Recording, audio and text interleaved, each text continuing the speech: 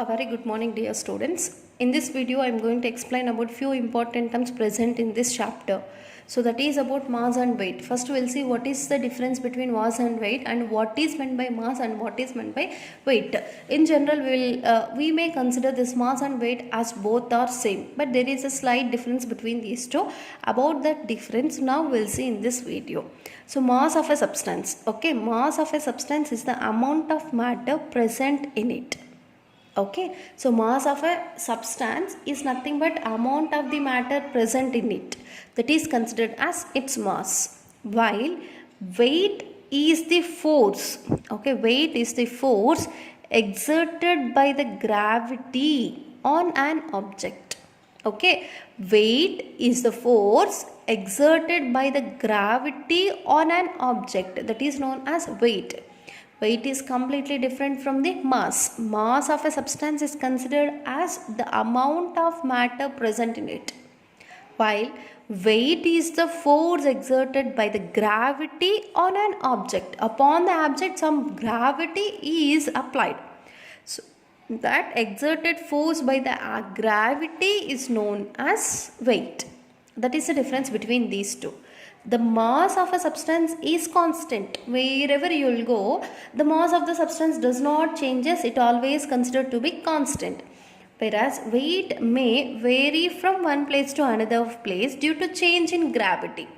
From one place to another place, what happens? Gravity force gets changes. Due to change in the gravity, automatically the mass also, the weight also varies. But the mass of the substance is constant. Weight of the substance changes from one place to another place. This is due to change in the gravity. So what is meant by weight? This is the force exerted by the gravity on an object. That is about the difference between mass and weight. Okay. Now we'll see another term, that is density. Okay. Density of a substance is its amount of mass per unit volume. Okay, so density of a substance, again this is related to substance. It is its mass, amount of the mass per unit volume, amount of the mass per unit volume. So density is equals to m by v, amount of the mass per unit volume. So we know mass is taken in kg, volume is taken in m cube.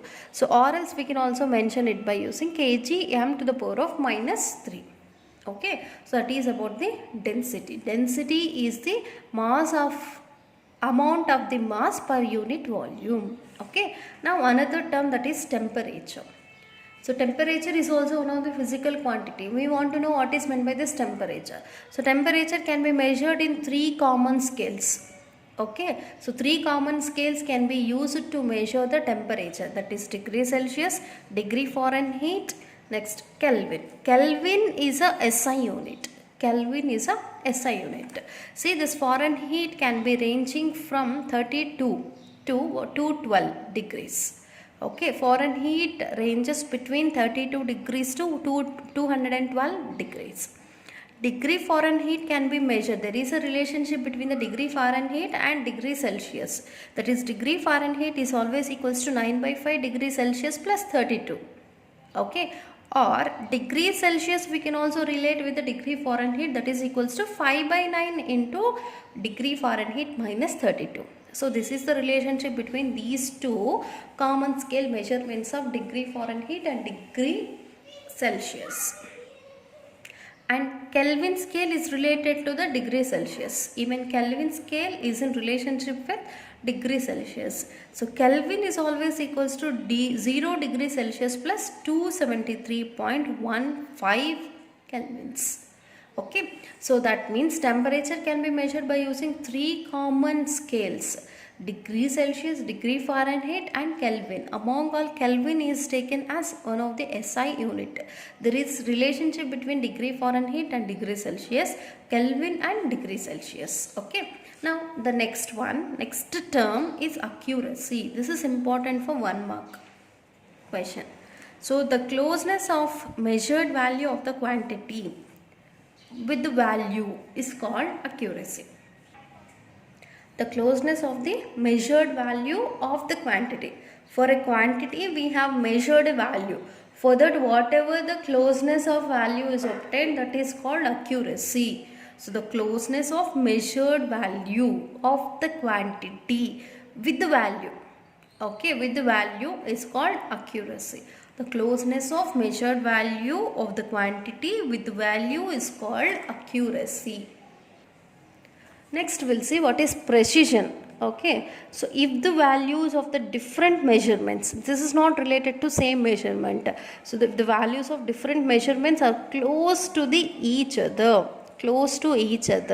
and hence close to their average value. For different values there will be some average value. So the value which is close to that average value, the value which is close to each other, then that measurement is known as precised, is to be precised. If the values of different measurements, we have taken different measurements, so whatever the value which is close to each other, or whatever the value which is close to their average number, that value is to be measured precised. Okay, that is known as precision.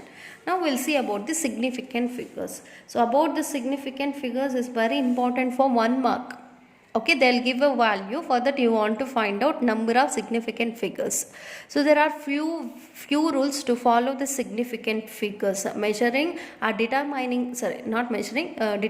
of significant figures. Before that, first we'll see what is meant by significant figure.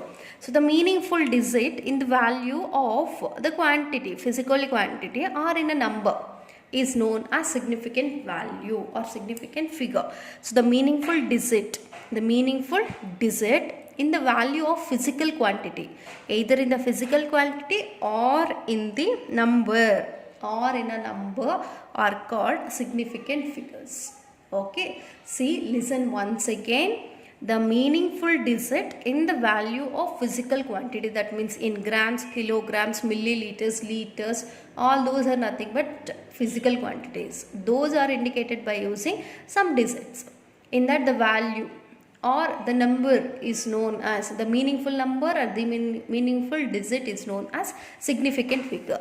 Now we'll see the rules which are used to determine the number of significant figures. First rule, all non-zero digits are significant figures. Non-zero means 1, 2, 3, 4, 5, 6, 7, 8, 9. All these are non-zero digits. Non-zero digits are considered as significant figures, as well as zeros present between non-zero digits. In between two non-zero digits, whatever the zero is present, that is also to be considered as significant figure. So all non-zero digits are significant. Zeros present between non-zero digits are also significant. For example, 467 they have given. Here all the three numbers are non-zeros. So these three are taken as significant figures. Here 3 significant figures are present because all non-zero digits are to be considered as significance. Now see another number, 4006. Okay, these two are non-zero digits and these two are 0. See, this is applicable now. Zeros are present between non-zeros. Okay, these two are the zeros present in between two non-zero digits. Okay, totally 4. So these are also considered to be significant figure and these two are also significant figure. Totally 4 significant figures are present. Okay, now see the another one, 2.05. Even here 0 is present between the two non-zero digits. That has to be taken as significant figure. So here 3 significant figures are present. That means the first point indicates all non-zero digits are significant. Zeros present between the non-zero digits are also significant. Now see the second point. 0 to the left of the first non-zero digit in a number is not significant. If any one number is given to that left, this is the left side. To that left side, if a 0 is present, that is not considered. That 0 is not considered as a significant figure. For example, 0.05. Now, this is the non-zero digit. To that left side, Okay, to that left side zeros are present. These two zeros are not significant. Only one significant figure is present, that is 5. And see here, this is the first non-zero digit. To that left side, 1, 2, 3 zeros are present. Zeros on the left side of first non-zero digit is not significant. These three are not significant. 3 and 6 are significant figures. Two significant figures are present. Okay, that is about the second point. Now see the third rule. If a number ends in 0, but their zeros are to the right of the decimal point. Okay, if these 0 is present right to the decimal point, this is right side, decimal point is present right side. Okay, then those zeros are significant. If a number ends in 0, it should be end with the 0 and right to the decimal point, then that has to be considered as significant figure. See 5.0, is this right side to the decimal point and is it ending? Yes, it is ending with 0 and present right to the point. Then these two are to be considered as significant. Two significant figures are present. And see this 3.400. Now these two zeros ending, okay, they are present right to the decimal point. This is right side. So 1, 2, 3, 4. These 4 are considered as significant figures. Now see this 0.0300. Okay, so this is non-zero digit.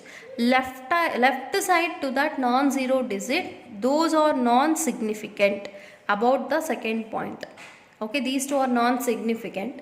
But these two zeros, they are at the ending position and after the decimal point. This is also after decimal point, but this is not ending 0. These two are the ending zeros and they are present right side to the decimal. So these two are also significant. Now these 3 and these two zeros are considered as significant. 3 significant figures are present. Okay, so that is about the third rule. Now we'll see the next. So now say the next rule. If a number ends in 0, but these zeros are not to the right of the decimal point. Sometimes number can be end with 0, but they are not with the right side of decimal point.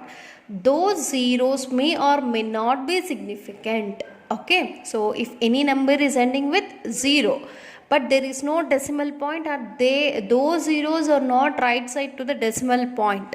Okay, those zeros are not right side to the decimal point, then those may or may not be significant. For example, 20500. Here these zeros are ending. Okay, but they are not right side to the decimal point. So we may consider these zeros or significant figures or may not. But this 0 is considered to be significant because the 0 is present between the two non-zero digit number. Okay, the 0 is present between two non-zero digits. So it has to be considered as significant. That means 3 significants are compulsory. So we may take it as containing 3 significants, or you may take this as significant figure. So we can say 4 significant, or we may also take this 0 as significant figure because that is not present beside or right side to the decimal point, so that we can say even it is containing 5 significant figures by considering these two along with these 3. That means the given number contains either 3 significant figures, 4 significant, or 5. If 0 is ending but that is not present right side to the decimal point, then that may be considered as a significant figure or may not be considered as significant figure. So that the given number contain 3 significant figures, or sometimes 4 we can take, or sometimes we can take 5 significant figures. Now see the next one, 2.05 into 10 to the power of 4. So in this we want to find out number of significant figures. Only we have to take these three as the significant figure. And 0 is also considered as significant figure because it is present between between the two non-zero digits. So these three. So total number of significant figures are 3 significant figures. Now see in the next one. 2.050 into 10 to the power of 4. Okay. So here this 0 is ending and present right side to the decimal. Okay, this 0 is ending 0 and present right side to the decimal, so it has to be taken as significant figure, and this 0 is also taken as significant figure because it is present between the two non-zero digits. Totally 4 digits are present. All the 4 are to be considered as significant figures. Now see the next one. So 2.0500, this 0 is considered as significant and these two are also considered as significant, and another 2 zeros. These 2 zeros are ending zeros and they present right side to the decimal point. So we can say all these numbers are significant figures. 1, 2, 3, 4, 5. So totally 5 significant figures are present. Okay, so that is about the significant figures. So the rules which we are using to determine the number of significant figures. So this significant figures concept is important for 1 mark. So they will give one number. In that number you want to find out number of significant figures, which is very important for 1 mark. You try to follow the rules, need not to by heart the rules. Rules never ask for 1 mark. They will give example. For that we want to find out number of significant figures. You just understand the rule and try to apply it for a number. Then you will come to solve how to determine the number of significant figures. Okay. So that is about today's class. We'll meet in next class. Thank you.